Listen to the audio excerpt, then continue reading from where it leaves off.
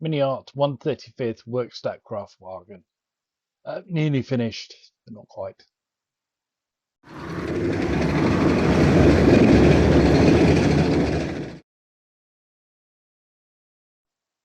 Hi everyone, and welcome back to the channel. And if you're new here, it's really good to have you with us. MiniArt. They're so complex, so complex. I've done well, but I'm not quite finished. But I have made huge progress this week.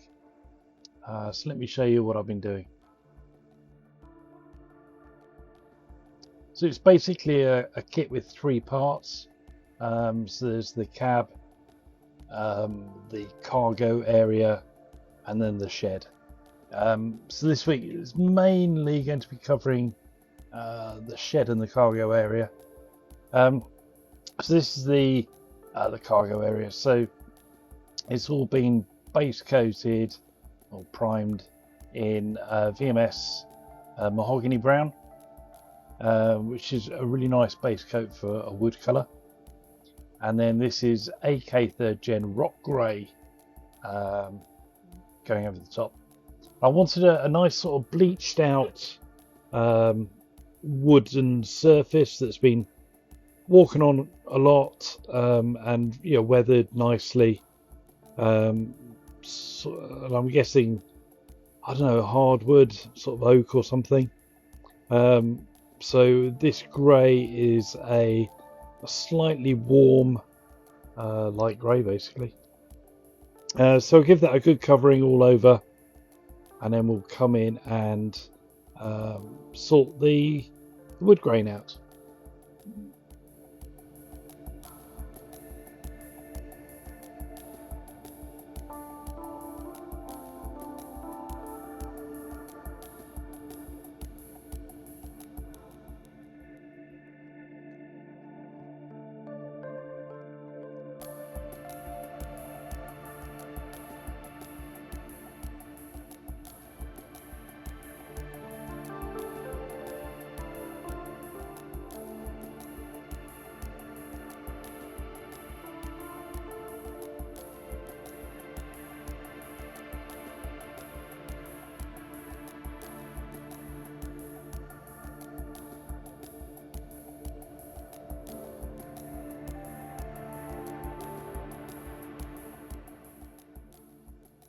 Okay, now it's really important to get texture into your plastic because it all comes flat, and texture just brings everything to life.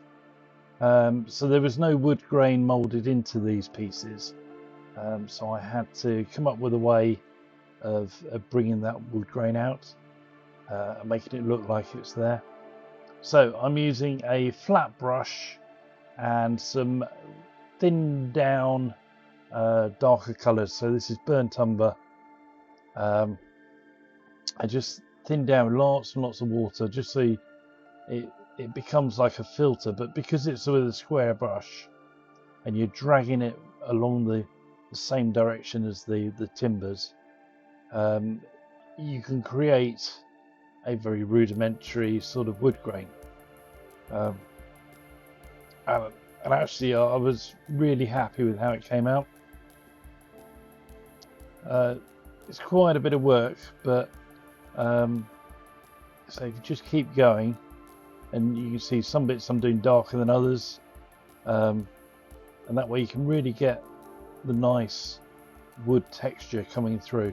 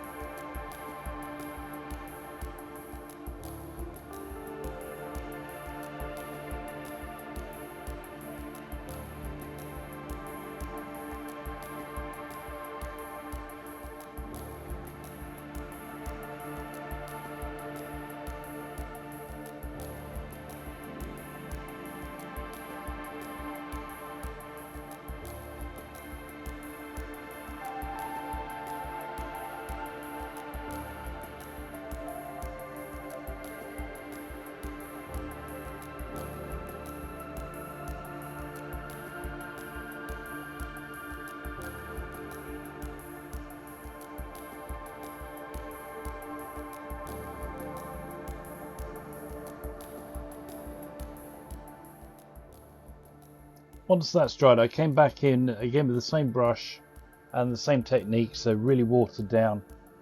Just came back through with the original colour, and just to lighten some patches and just to give it a bit of variety. In fact, this is a different colour. This is light earth, and it just brings a bit more richness to the planks. And I think you can agree that's looking pretty realistic as far as wood texture goes.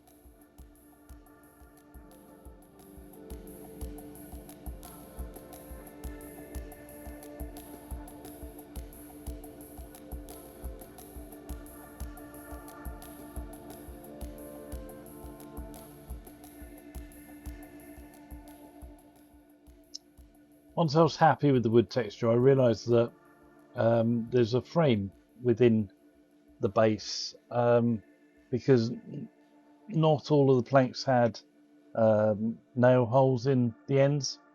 So I decided to bring this out as a metal structure. So I'm using the same mix I used for the tools last week. So this is a 50-50 mix of chocolate brown and steel, which just gives a nice deep, nearly rusty silver or a metallic brown. Just bringing out those individual supporting bars.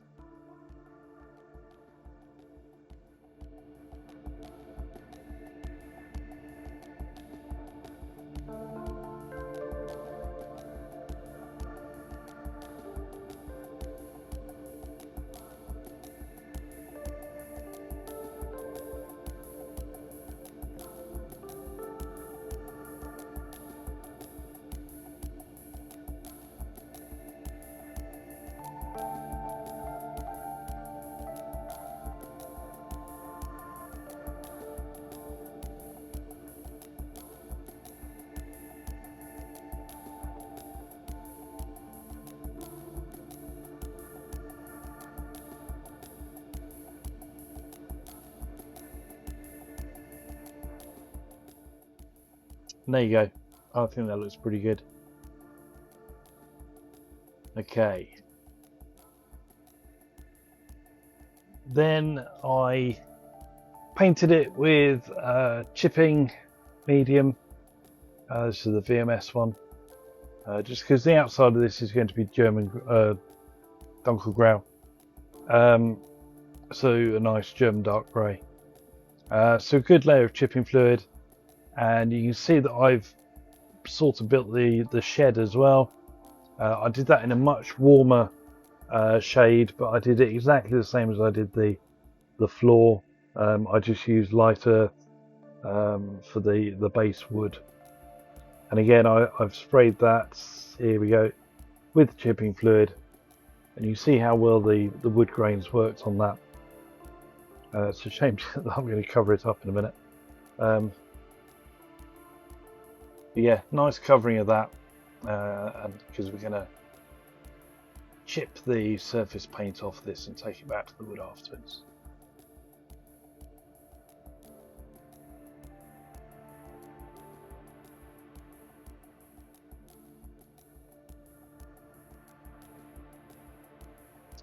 Now, when I looked at the painting instructions, I couldn't work out why there was a green stain beneath the window. And it was only when I looked at all the pictures and worked out where all the arrows are pointing that I realised that it's a green shed with whitewash over the top. So let's paint the shed green.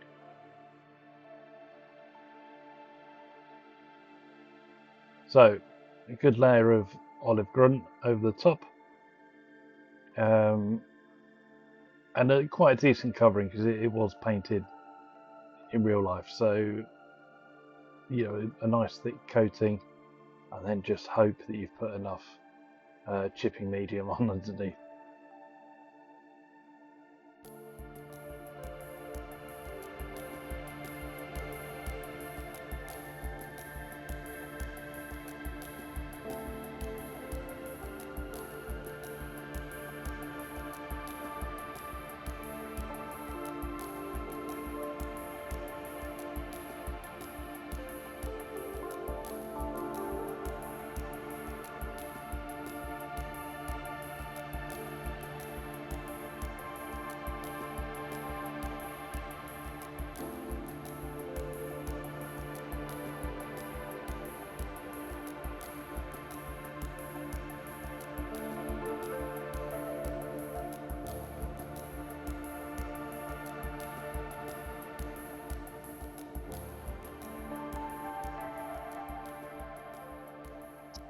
Right, so here we go.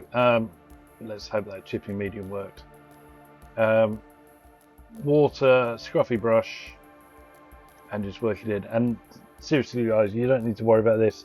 I'm using water straight out of my paintbrush washing cup. So it's dirty water, but I really don't mind. Thankfully it is working. More about that later. And yeah, just try and get some nice wear. So don't dig into the grooves because that's where the paint will remain. Mainly steer sort of keep to the bottom half of the wall, because obviously water runs downwards. So you can see I'm going a bit heavier towards the bottom of it. Lots under the window, and just work your way around. And again with the doors, try and keep to the bottom, because that's where most of the paint will peel off, because that's where water will collect behind it.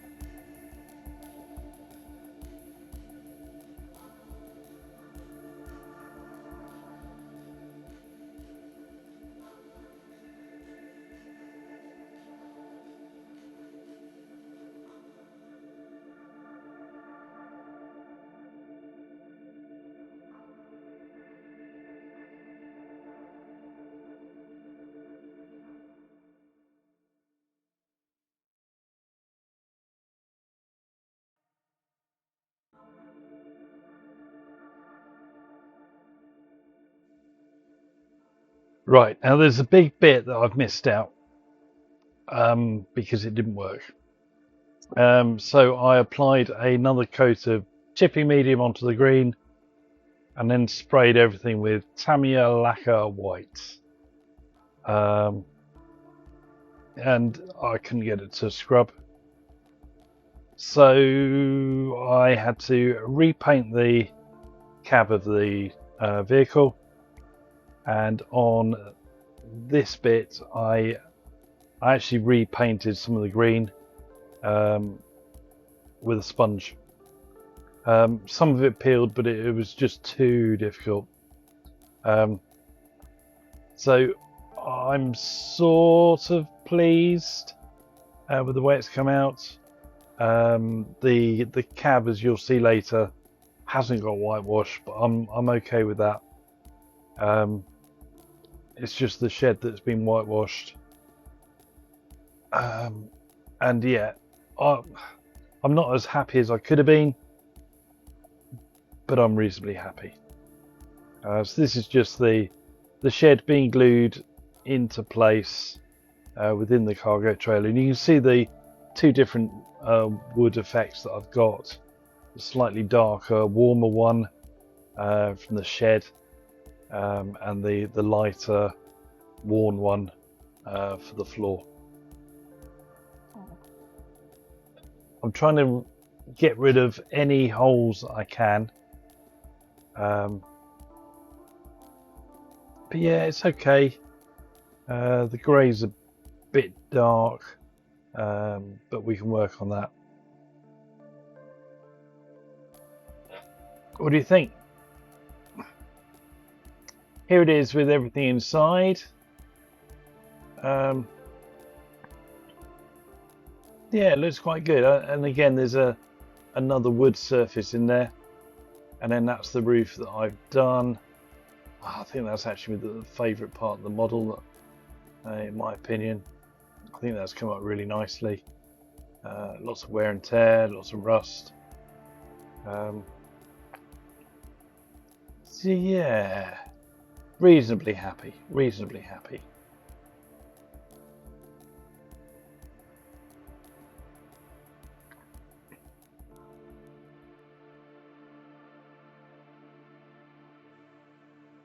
And here's where I'm up to. So I've done the tracks. I put the doors on. You can still see the photo in there, which is nice. And the doors are on. There's still stuff falling about in the back. But it's pretty good. Sort of happy. Sort of happy. However, what it has revealed is that, and someone pointed out after my last video, it's really dark in there. So I've decided that I'm going to teach myself some electronic engineering. We're going to put a light inside. There's going to be another light on the diorama as well. I'm not going to give anything away. And it's going to be the most ambitious diorama I think I've done to date. So I will put a poll as a post, or you can write the comments down below. I think it's going to take 2 weeks to do this diorama. Would you like to see a progress next week, or are you happy waiting 2 weeks for the grand reveal? Let me know down in the comments. I don't mind either way. So I think it is going to take me 2 weeks to sort it out, but it's a real, the plans I've got are bigger than I've ever done before, so as I say, it's going to take me a while. That'll do for this week, guys. Thanks for watching. Hope you've enjoyed it. Please drop me a like if you have enjoyed it. Drop me a like if you haven't enjoyed it. Give me your hype points, please. And if you want to see this diorama, then please subscribe if you haven't already done so. And again, thanks for watching, and I'll see you again soon. Bye.